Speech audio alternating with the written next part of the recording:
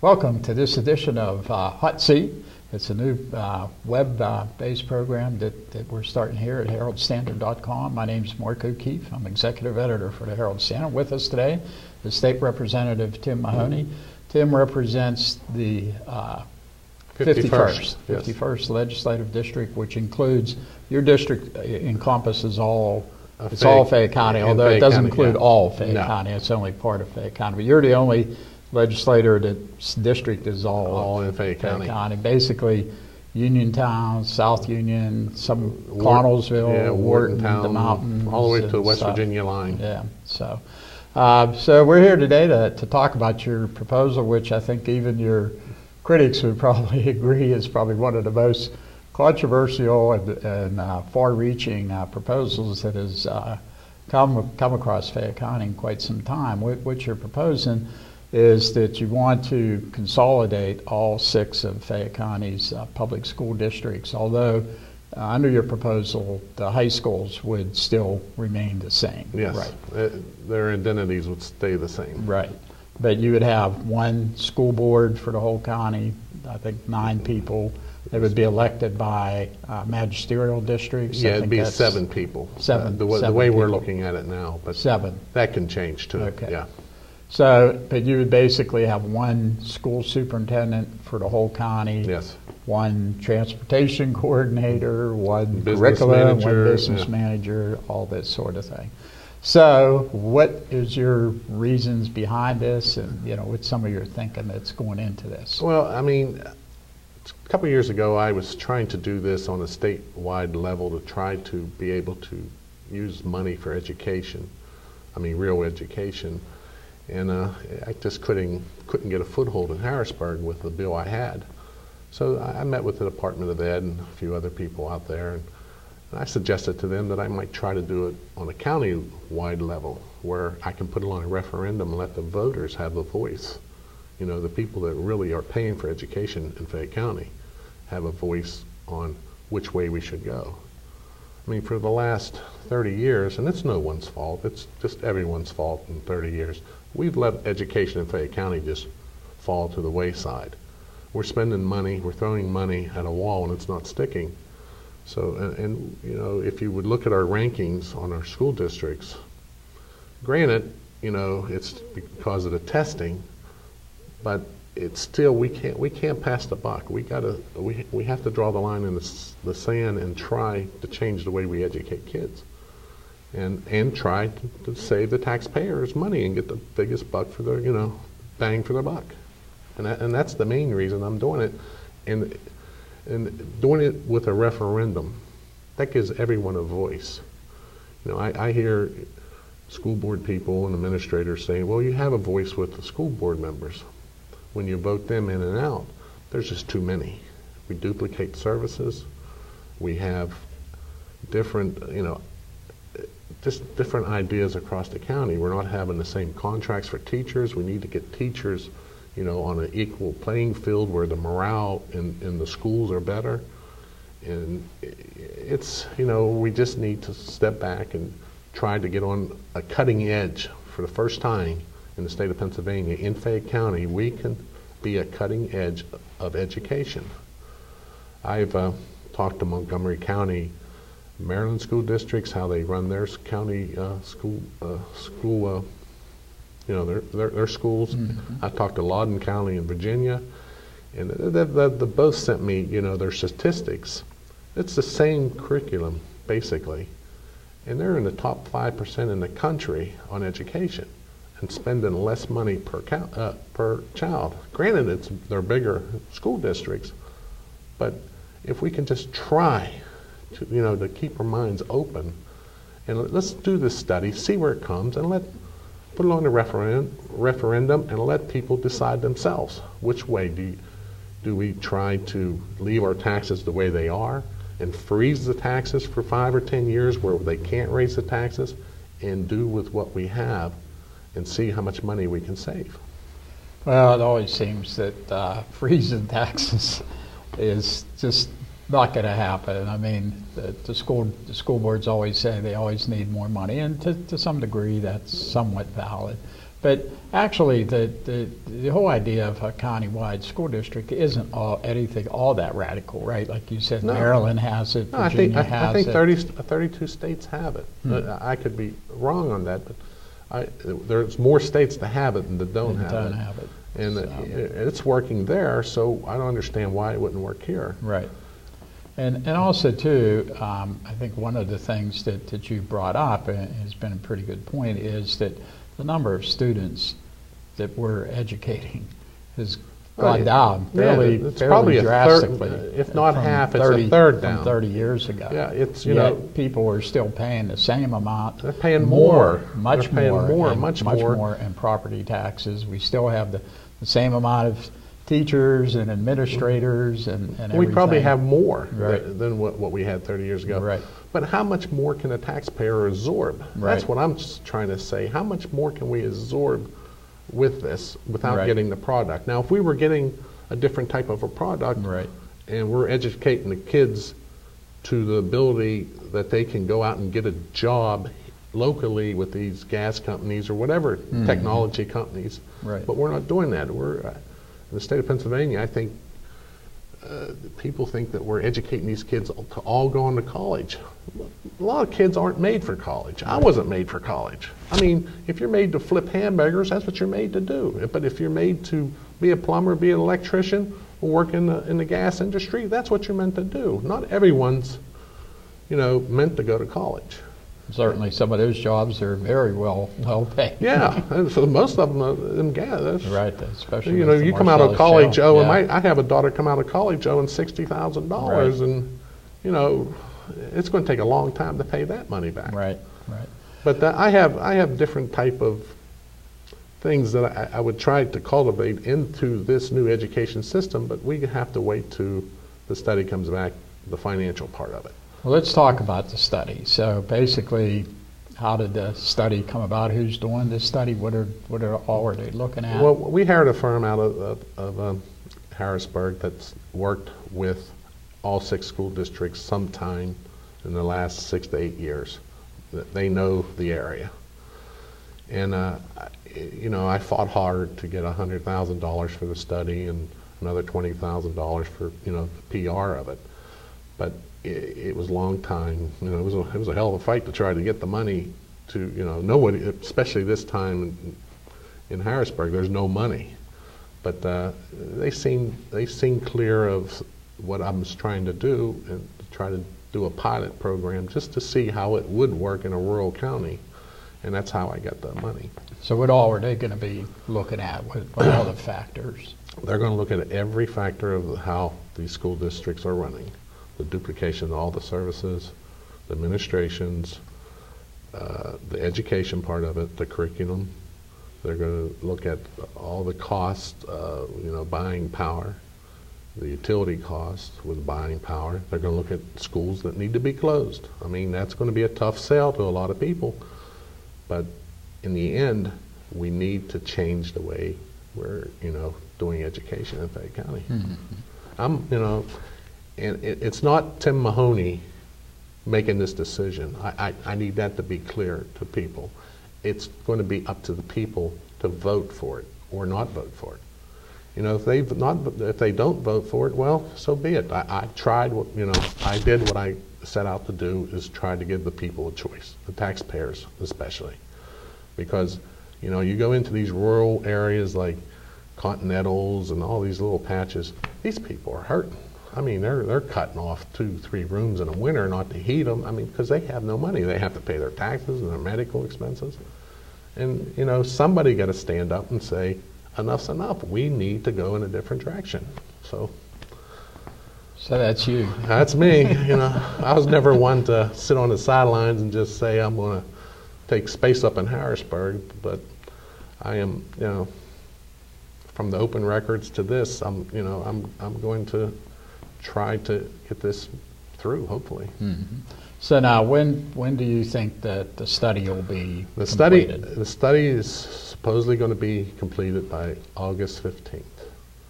The school districts are working with us pretty much so as far as getting the information out to the consultants. And then we have a window of opportunity to get the question on the ballot.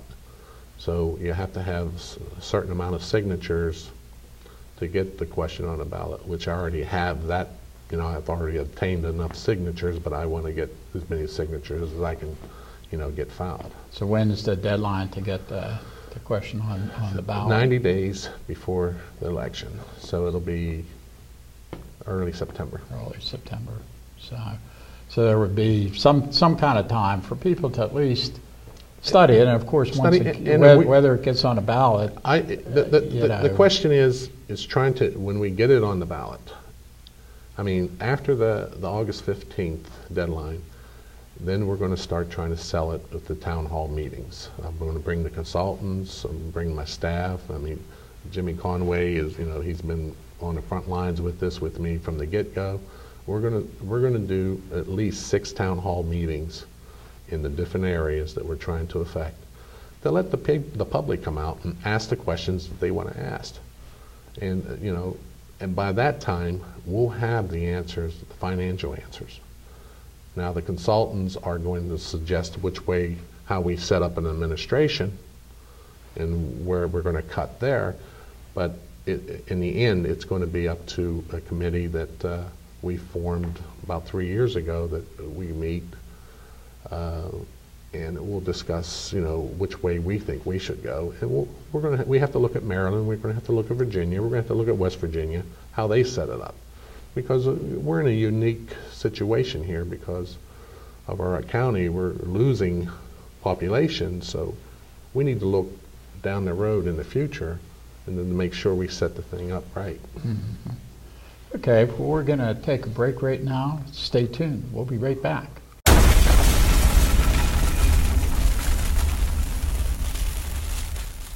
As a third-generation family florist here in Fayette County, I'm asking you that when you shop at a local business. Purchase your Buy Local discount card for just $7 from the Herald Standard at 724-439-7500, press 7, or online at www.howyouspinit.com. Every time you shop using your local community discount card, not only are you helping your friends and neighbors, you're investing in your community. So savor the flavor of Fayette. Buy local.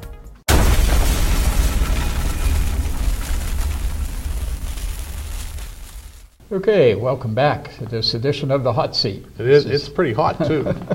This is a new public affairs show that we're starting here on heraldstandard.com, and want to thank Tim Mahoney, state legislator for the 51st district, who agreed to come on and be our first guest here.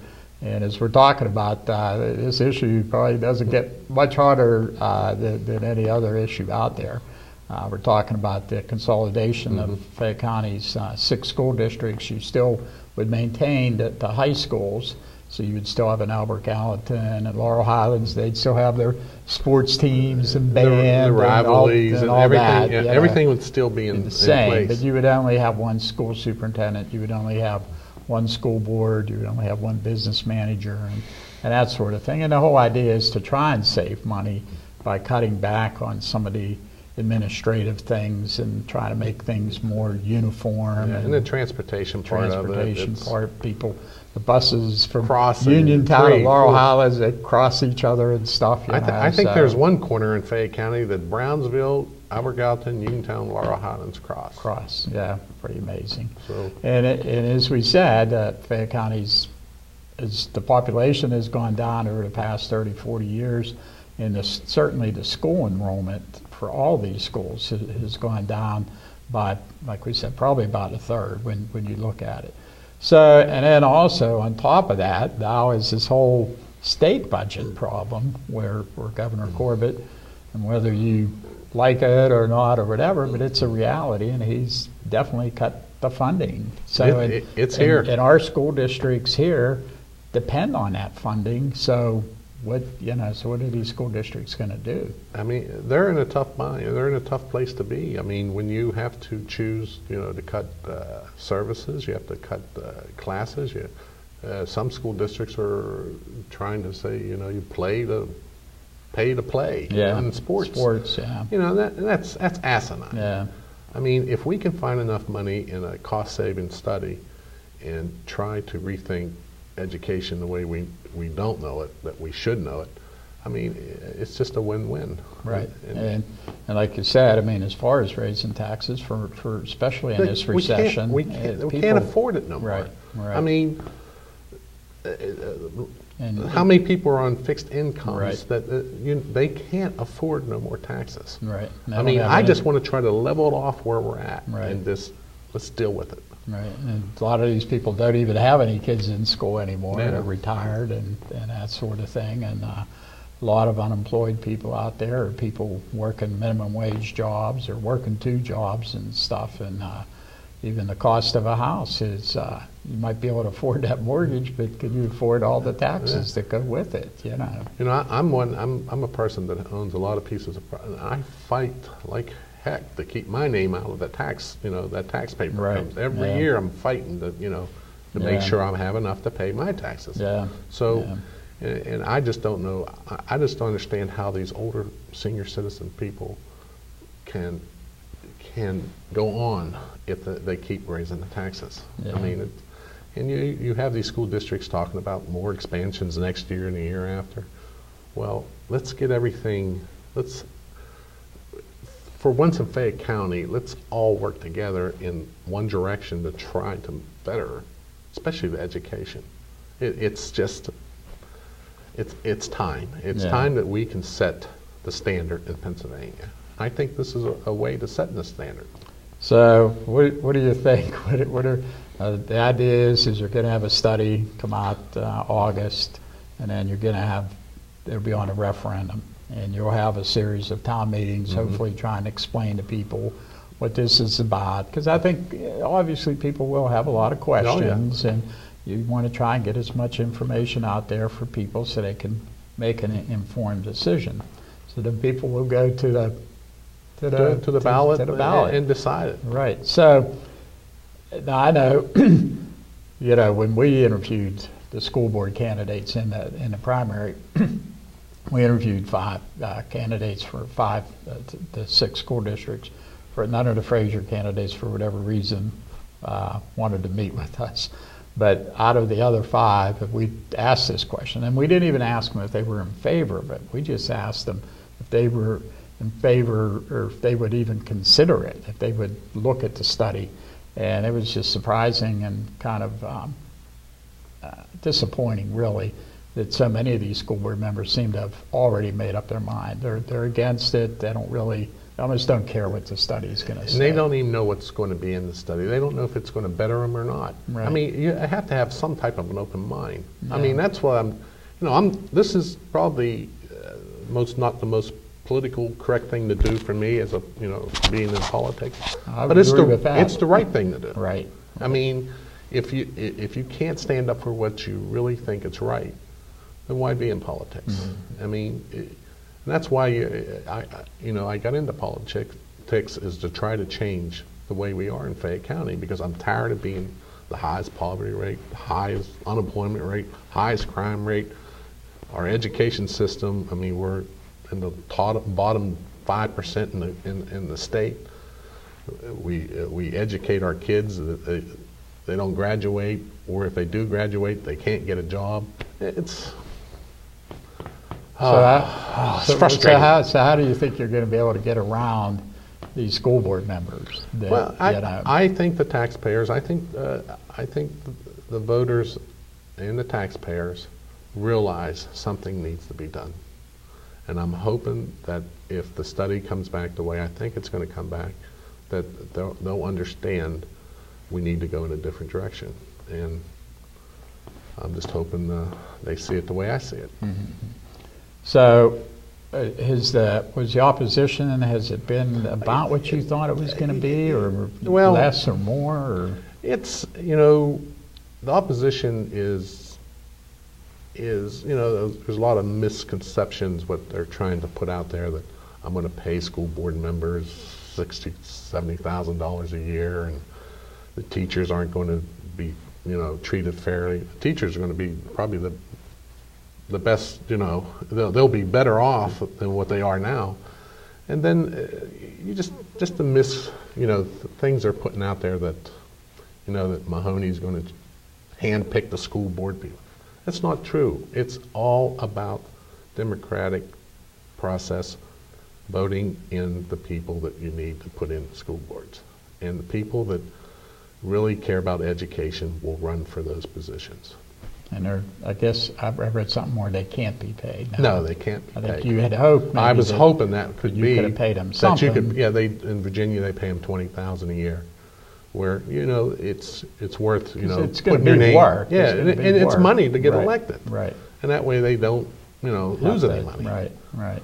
But I'm just hoping people that really care about education would want to run for those positions. Mm-hmm. I would think that you probably would be able. I mean, there's a lot of people that serve on all kind of the housing authority and redevelopment authority and stuff, and those people don't get paid. Yeah, and I'm not saying that the people that aren't on the school boards now aren't qualified or don't care. I'm just saying that we need to back up, look what we have in front of us, and try to change. That's all I want. That's all I'd like to see. I'd like to see change in a positive direction. I know Fay Penn's been fighting to do their vote tech school type thing, which I agree with that in part, but I agree with the vote tech schools that we have now, the one we have out here in Georges and one in Connersville. But I do agree that we need a STEM school. I think we need a 13th grade where we can send these kids that qualified to go to the STEM school for these industries that are coming in here, where they can have the curriculum for that. So that's all going to be part of the study, and we're going to see if it's affordable and whatever. Well, you mentioned about Fay Penn. Are they supporting this proposal, or? Well, I don't know where they're at on the proposal, but I did ask them that I'm trying to do this in a certain way with a referendum where the taxpayers make the decision, not myself, or no one forces anything down anyone's throat.